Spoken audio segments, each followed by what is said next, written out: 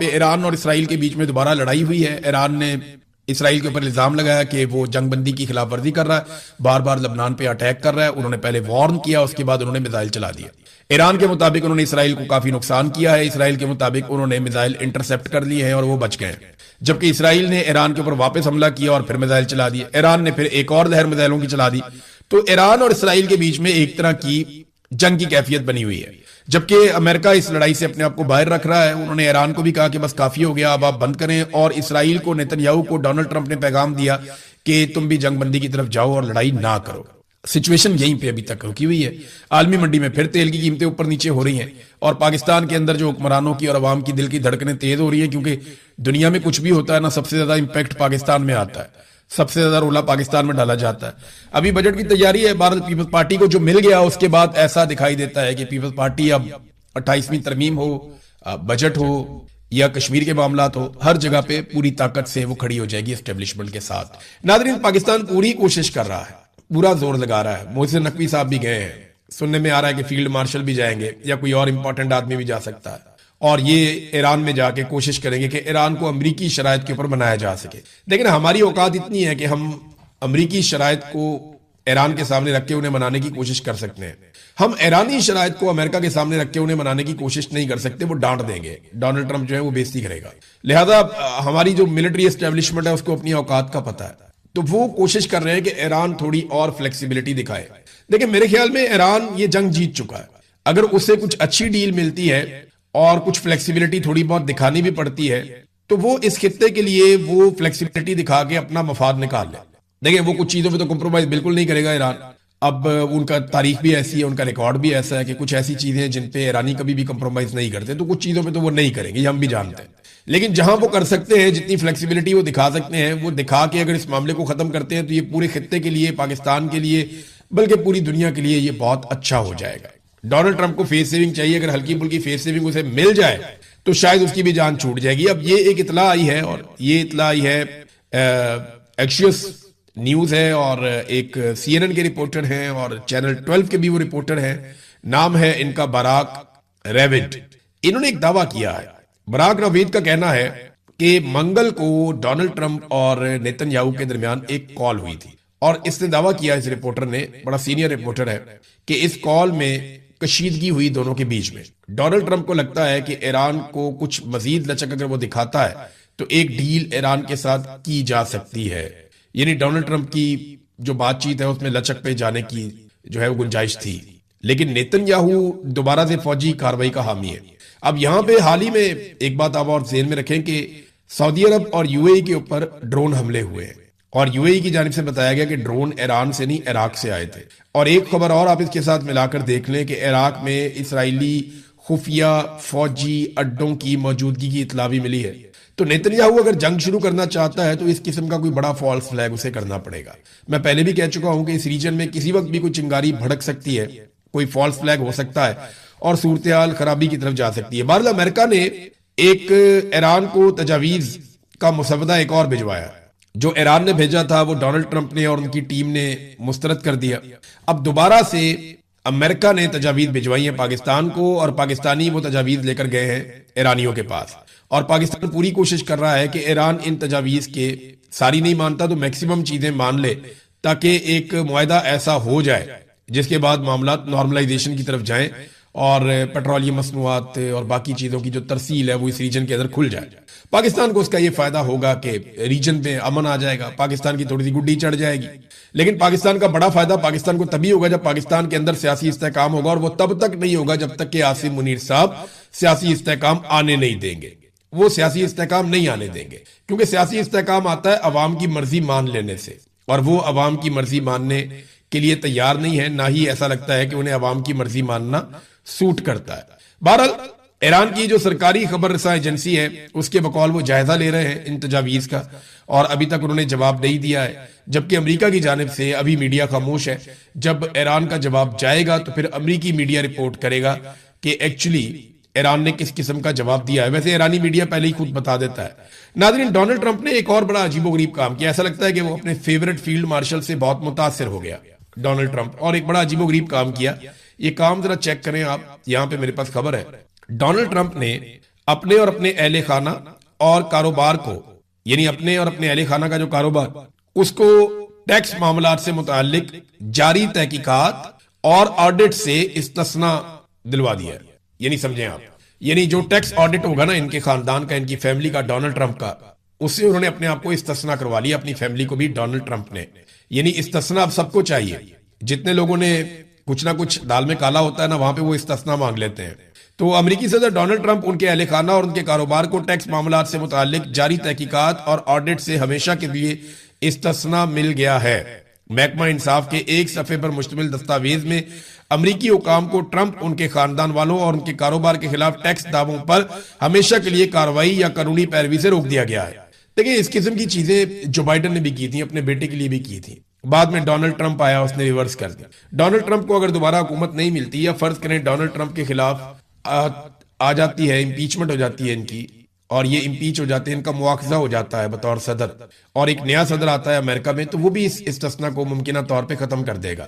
तो Donald Trump का इक्तदार का और अरूज का सूरज वो गरूब हो सकता है अगर डोनाल्ड ट्रंप इक्तदार में ना रहा तो। वैसे डोनाल्ड ट्रंप के प्लान लंबे हैं। वो तो ये कहता है कि वो आइन में एक तरमीम करेगा और उसके बाद वो लंबे अरसे तक अमरीकी सदर रहेगा।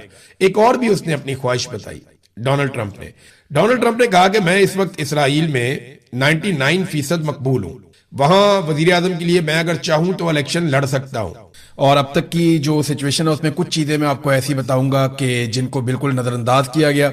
सबसे पहले पाकिस्तान तहरीक इंसाफ ने गिलगित बल्तिस्तान के नताइज मुस्तरद कर दिए हैं। पाकिस्तान तहरीक इंसाफ के चेयरमैन बैरिस्टर गोहर ने वाज़े तौर पर यह कहा कि जनाब हमें नताइज तब्दील करके हराया गया है।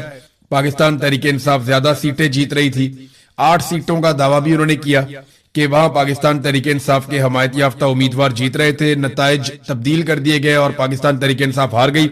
व्हाइट पेपर उन्होंने कहा जी हम जरूर जारी करेंगे, और कोई एहतजाज, कोई धरना, कोई अवामी रद्द अमल ये नहीं किया गया, और ये अभी वो कर भी नहीं सकते। सिचुएशन ऐसी है कि पाकिस्तान में एस्टेब्लिशमेंट की जानिब से एक हार्ड स्टेट की पॉलिसी बनाई गई है। जो भी आवाज उठाता है या उसे गायब कर दिया जाता है या उसको मारा जाता है, गोली चलाई जाती है।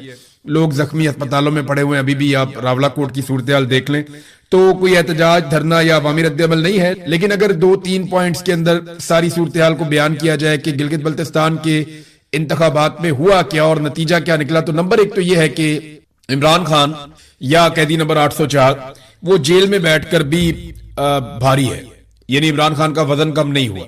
सियासी नुक्ता नजर से वो अभी भी बहुत मजबूत आदमी है कि गिलगित बल्तिस्तान जैसे एरिया में बगैर किसी कंपेन के उनकी पार्टी को मौका नहीं दिया गया, फिर भी उन्होंने पूरे इलेक्शन में अपनी एग्जिस्टेंस शो की है और उनको हटाने के लिए काफी कुछ करना पड़ा एस्टेब्लिशमेंट को और मौजूदा जमातों को।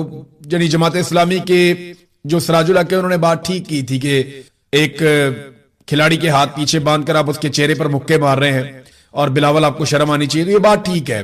पीपल्स पार्टी और पीएमएलएन को खुला मैदान दिया गया पीटीआई को बाहर करके और उसका उन्होंने फायदा भी उठाया।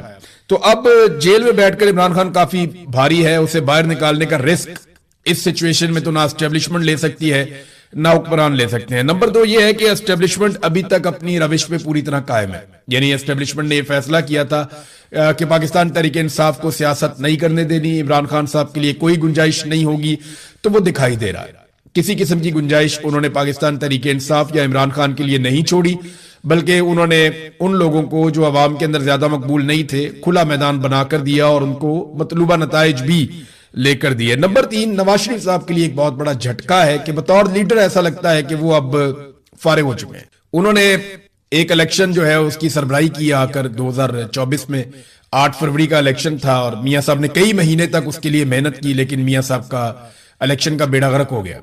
मियां साहब को कोई कामयाबी नहीं मिली, बल्कि उनकी अपनी सीट भी चोरी की है, सब जानते हैं। वो मुतीउल्लाह जान कहते हैं इलास्टिक की शलवार पहना दी मियां साहब को, बात ठीक है।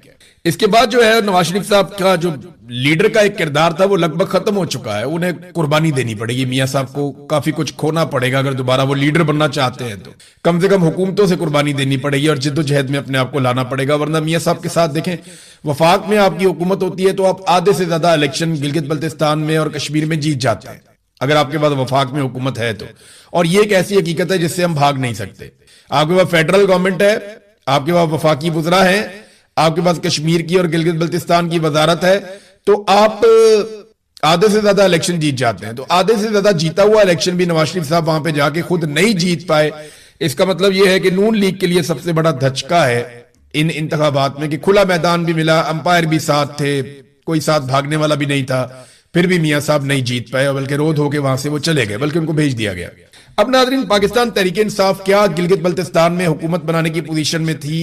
तो जवाब है कि जिस दिन इलेक्शन हुए और ये इलेक्शन के नताइज अगर बिल्कुल दुरुस्त भी आते तो भी पाकिस्तान तहरीक इंसाफ, जो अब मैंने सारी इंफॉर्मेशन इकट्ठी की है अलग अलग जर्नलिस्टों से बात करके, मकामी लोगों से बात करके, तो पाकिस्तान तहरीक इंसाफ हुकूमत बनाने की पोजीशन में नहीं थी।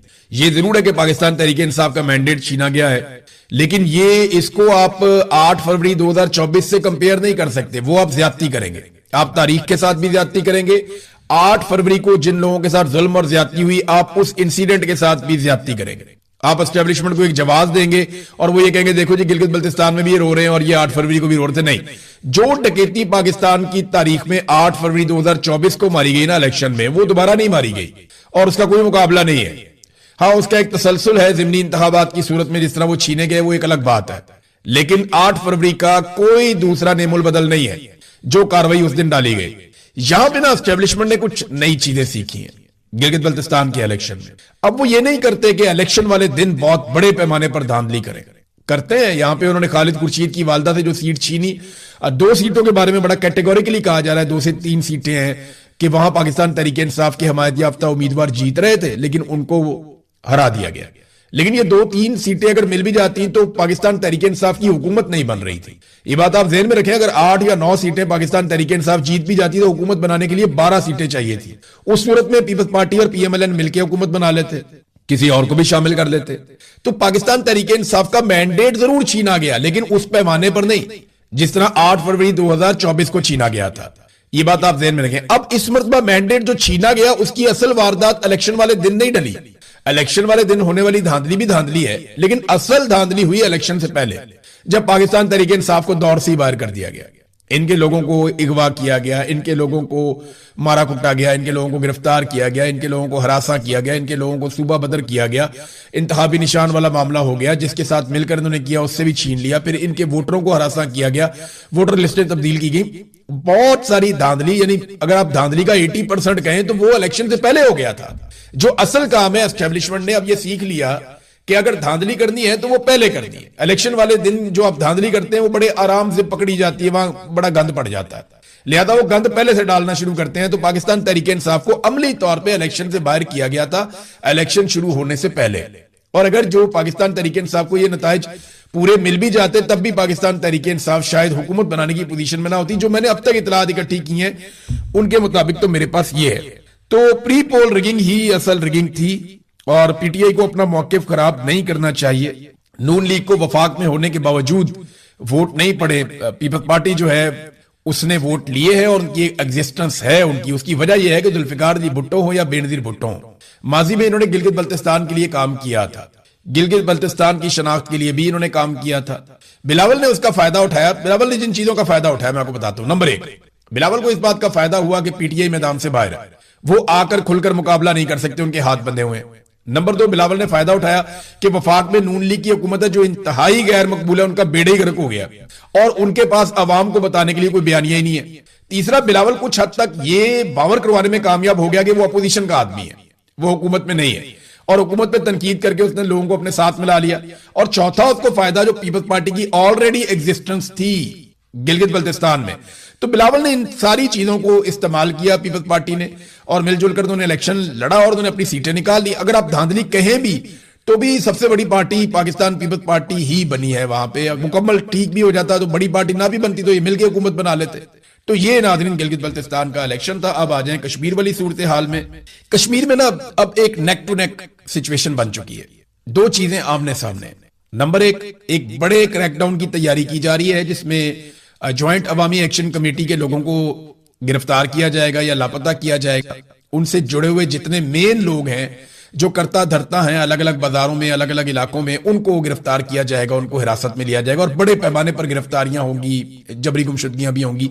ये चीजें आने वाले दिनों में सामना करना पड़ेगा। जो सहाफी वहां खबरें देते हैं, देखें बहुत सारे सहाफी जो है वो सिस्टम के साथ चलना पसंद करते हैं और अगर उनके दिमाग और दिल में ये बात होती भी है कि ये गलत हो रहा है, तो वो बहुत शुगर कोटेड किस्म की खबर देते हैं जिसका कोई फर्क नहीं पड़ता।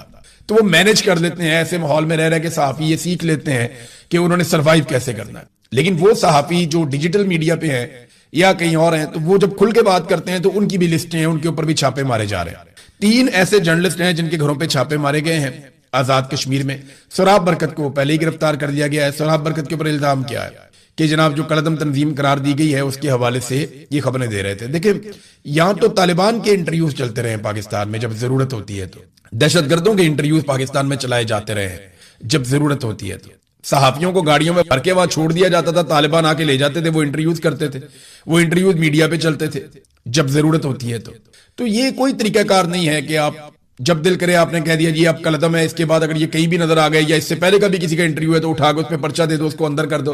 अब 4 दिन का मजीद सोराब बरकत का भी रिमांड हो गया। तो मैं आपको बता रहा था कि मुकाबला अब 2 चीजों के बीच में एक बड़ा क्रैकडाउन है और उसके मुकाबले में 9 जून की कॉल है। देखना यह है कि 9 जून को लोग निकल कर ये जो क्रैकडाउन का एक अमल शुरू किया जा रहा है इसको नाकाम बनाते हैं या नहीं। क्योंकि अगर 9 जून की कॉल आजाद कश्मीर में कश्मीरियों की अगर नाकाम हो जाती है, ये बात आप मेरी जहन में रख लें और पल्ले बांध लें आप पक्की, अगर 9 जून की कॉल, क्योंकि अब वापस पीछे हटने का तो इम्कान है नहीं। हाँ, ये है कि अगर ज्वाइंट अवामी एक्शन कमेटी एक अनाउंसमेंट कर दे कि हम अभी इसको मौखर कर रहे हैं, दोबारा कर देंगे, तो ये मौखर तो हो जाएगी, दोबारा भी शायद वो एहतजाज कर ले, लेकिन वो एहतजाज फिर वैसा कभी भी नहीं होगा। अवामी ताकत इनके साथ कभी दोबारा खड़ी नहीं होगी और ये इनकी मिथ टूट जाएगी, ये बात तो हकीकत है। इसलिए वो बेचारे पीछे भी नहीं हटते, उन्होंने गोलियां भी खा ली हैं। अब मामला ये है कि अगर अवाम निकल आई और उन्होंने अपनी ताकत का मुजाहरा कर दिया और उन्होंने चीजों को अपने कंट्रोल में ले लिया, तो फिर एस्टेब्लिशमेंट को बैकफुट पे जाना पड़ेगा और वो क्रैकडाउन की पॉलिसी से पीछे हटकर मुज़ाकरात पे आ जाएंगे। दूसरी जानिब अगर ये कॉल नाकाम हो जाती है, लोग नहीं निकल पाते और एस्टेब्लिशमेंट कामयाब हो जाती है ताकत के बलबूते पे एहतजाज को नाकाम बनाने में, तो फिर क्रैकडाउन जरूर होगा और इतना तगड़ा क्रैकडाउन होगा कि आजाद कश्मीर में दरो दीवार हिल जाएंगे। लोगों को पता चल जाएगा कि अपने हक के लिए कैसे खड़े होते हैं और उसकी कीमत क्या अदा करनी पड़ती है। वो पाकिस्तान तहरीक इंसाफ भी भुगत रही है, वो वहां और जमातें भी भुगतती रही हैं माजी में, तो यहां पे ज्वाइंट अवामी एक्शन कमेटी को भुगतना पड़ेगा। अब जो खबरें चलाई गई सुबह से, हम ये देख रहे थे कि खबरें चलाई गई जनाब हालात नॉर्मलाइज हो गए हैं, राबरा कोर्ट में हालात मामूलाते जिंदगी बहाल हो गए और मामूल के मुताबिक जिंदगी चल रही है। ये ना एक तरीका कार है बहुत पुराना पाकिस्तान में कई दहाइयों से। जैसे ही कोई ऑपरेशन या कोई चीज होती है या जैसे ही कोई बड़ा नुकसान होता है तो फौरी तौर पे अगले दिन खबरें चलाई जाती है कि मामूलाते जिंदगी बहाल हो गए। हम ना मसाइल की जड़ की तरफ नहीं जाते, हम ये नहीं देखते कि ये मसला हो क्यों रहा है, हमें फटाफट मट्टी डालने की एक जल्दी होती है कि मट्टी पाओ और निकलो, बस इस मामले से आगे बढ़ो। आगे बढ़ने की सबसे बड़ी वजह यह है कि कोई आदमी भी अपने गिरबान में झांकना नहीं चाहता, अपनी गलती को तस्लीम नहीं करना चाहता, कोई आदमी भी अपनी गलती से सीखना नहीं चाहता, बल्कि जो दिहाड़ी लग रही है वो उसी के अंदर खुश रहना चाहता है। आपको याद है जब रजीम चेंज ऑपरेशन किया गया पाकिस्तान में, तो उस वक्त DGISPR थे इफ्तिखार बाबर, उन्होंने फौरन कहा था कि देखें जैसे ही हुकूमत तब्दील हुई ये अच्छा हो गया, वो अच्छा हो गया, मामूलाते जिंदगी ठीक हो गए। आज तक मामूलाते जिंदगी ठीक नहीं हुए। बांग्लादेश से जब पाकिस्तान टूट रहा था बिल्कुल ऐसी खबरें आ रही थी कि जिंदगी मामूल के मुताबिक चल रही है, फिर पता चला सरेंडर हो गया और 90,000 कैदी बन गए पाकिस्तानी फौजी, मुल्क ही टूट गया। बुगटी को जब कत्ल किया गया तो अकबर बुगटी के कत्ल के बाद ऐसी ही खबरें चलवाई गई कि बलूचिस्तान में मामूलाते जिंदगी बहाल हो गए, चीजें बिल्कुल नॉर्मलाइज हो गई, बाजार खुल गए। आज तक इतने साल गुजर गए, बलूचिस्तान नॉर्मलाइज नहीं हुआ, 10,000 अफराद वहां पे जान से चले गए। तो ये बार बार ये कहा जाता है अभी भी बलूचिस्तान में कुछ हो जाए, हर साने के बाद साने की वजूहात देखने की बजाय हम मट्टी डालने का काम करते हैं। अभी IG की एक वीडियो भी जारी की गई है मामूलाते जिंदगी दिखाने के लिए कि वो लोगों से हाथ मिला रहा है, मिल रहा है, कॉन्फिडेंस शो कर रहा है। बाजारों की कुछ वीडियो जारी करने की थोड़ी बहुत छोटे मोटे क्लिप आए, लेकिन रावला कोट में लोग अभी भी एहतजाज कर रहे हैं। मुख्तलिफ वाकयात रिपोर्ट हुए हैं शहर के आसपास इर्द गिर्द, कहीं बीच में लोग निकले थोड़ी तादाद में, उन्होंने एहतजाज किया, छोटी सी रैली निकाली, उसके बाद मुंतशिर हो गए। ये चीजें बताती हैं कि लोगों में अभी भी एहतजाज करने की सलाहियत बाकी है और ये काफी उनकी कैपेसिटी है रात को होने वाले क्रैकडाउन के बावजूद। क्रैकडाउन के हवाले से रात को जो खबरें आई थी वो गैर मुसद्दका थी और उनमें ज्यादा हलाकतें और शहादतें बताई गई थी, लेकिन अब उनकी तादाद तो कम बताई जा रही है, लेकिन ये जरूर कहा जा रहा है कि बहुत सारे लोग लापता है जिनके बारे में कुछ पता नहीं है, वो गिरफ्तार कर लिया गया या उनके साथ कुछ और हुआ, हम कुछ कह नहीं सकते। जब इस तरह का इंसिडेंट होता है आप इंटरनेट बंद कर देते हैं, मोबाइल फोन बंद कर देते हैं, लाइटें बंद कर देते हैं, इंफॉर्मेशन को जब आप छुपाते हैं तो अफवाहें फैलती हैं। तो सरकार की रिस्पॉन्सिबिलिटी होती है कि वो सामने आए और आकर हकीकत बताए। अब ना सरकार सही तरीके से हकीकत बता रही है और ना ही ज्वाइंट अवामी एक्शन कमेटी ने कोई एलामिया जारी करके नुकसान का बताया। या तो ज्वाइंट अवामी एक्शन कमेटी नुकसान के बारे में आगाह करे आवाम को और वो ये बेचैनी खत्म करे कि रात को क्रैकडाउन में कितने लोग जख्मी हुए। दावा ये किया जा रहा है कि जो गोली चली और शेलिंग हुई उसमें 100 के करीब लोग जख्मी हुए हैं। कुछ सहाफी दावा कर रहे हैं कि 70 से ज्यादा जख्मियों का तो बिल्कुल मुसद्दका डाटा मौजूद है, लेकिन अभी भी कंफर्मेशन किसी चीज की तब तक नहीं होगी जब तक कि ज्वाइंट अवामी एक्शन कमेटी जो कलदम है वो कोई तफसीलात फराहम नहीं कर देती। तो अवामी ज्वाइंट एक्शन कमेटी को एक मशवरा यह भी दिया जा रहा है कि आप अपना एक पॉलिटिकल पार्टी रजिस्टर कर लें, आप अपना मंशूर दे दें और इलेक्शन में चले जाएं। आप इलेक्शन लड़ें, इलेक्शन जीतें अपने मंशूर के मुताबिक और आकर आइन में तब्दीली करके ये 12 नशिस्तें मुहाजिरीन की खत्म कर दें। मामला ये है कि ये 12 नशिस्तें, इनके साथ 3 और शामिल हो जाती है मखसूस नशिस्तें, तो ये मिलकर ही लगभग 30% के आसपास बन जाती हैं। तो 2/3 अक्सरियत तो इन नशिस्तों के बगैर कोई ले नहीं सकता। सवाल ही पैदा नहीं होता कि इन नशिस्तों के बगैर कोई 2/3 अक्सरियत दे, और इस पे तो एस्टेब्लिशमेंट अपने बंदे बैठाती है, लिहाजा आईनी तरमीम तो हो नहीं सकती। हाँ, ये जरूर हो सकता है कि बहुत ताकत लगा के किसी तरह कोई अपनी हुकूमत बना ले आजाद कश्मीर में मिलिट्री एस्टेब्लिशमेंट की पहुंच से बाहर, और फिर फ्यूचर में किसी तरह से इन सीटों को खत्म किया जा सके। ये तो एक पॉलिटिकल सोल्यूशन है। और परवेज रशीद साहब ये मशवरा भी दे रहे हैं कि जनाब आप इलेक्शन लड़ दें। एक तरफ उन्हें कलदम करते हैं, दूसरी तरफ उन्हें कहते हैं इलेक्शन लड़ो। एक तरफ उनके साथ मुज़ाकरात करते हैं, दूसरी तरफ उन्हें कहते हैं इलेक्शन लड़ो। अभी जो फैसल राठौर साहब हैं जो आजाद कश्मीर के वजीर आजम हैं, उनका भी एक स्टेटमेंट सोशल मीडिया पे गर्दिश कर रहा है, जिसमें एक इंटरव्यू में उन्होंने कहा जी हम बैठ के बात करना चाहते हैं, हमने कई लोगों से कहा, हमने राब्ते किए। या बरतानिया में उन्होंने कई लोगों से राब्ते किए कि जनाब बैठ के बात करते हैं, हमें ये मसला हल करना चाहिए और बैठ के बातचीत के जरिए से इंसानी जाने जाया ना हो, हमें ये मसला हल कर लेना चाहिए। ये फैसल राठौर साहब ने कहा।